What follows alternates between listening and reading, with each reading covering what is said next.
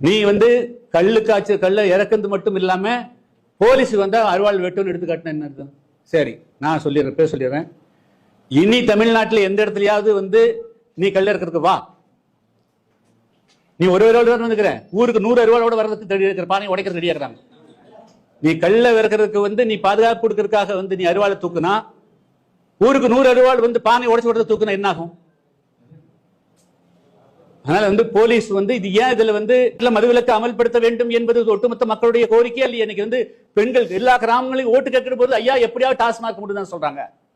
நீ டாஸ்மார்க் மூடணும்னு சொல்ற போது உனக்கு கள்ளுக்கடை ஒன்று திறந்து விட்டா இது விடிவுகாலம் எப்ப வருது? அப்ப இந்த மக்களை நிரந்தரமாக கள்ளை குடித்து அவர்களை மயக்கி அவர்களை அடிமைப்படுத்திக் கொள்ள வேண்டும் என்பதுதான் இவருடைய நோக்கமா இருக்குதா? இதுக்கெல்லாம் நாங்க ஒரு காலத்திலும் நாங்க அனுமதிக்க மாட்டோம். சீமான் தன்னை திருத்திக்கணும், இல்லைன்னா திருத்தக்கூடிய சூழ்நிலை வரும். திருத்தப்படுவார்.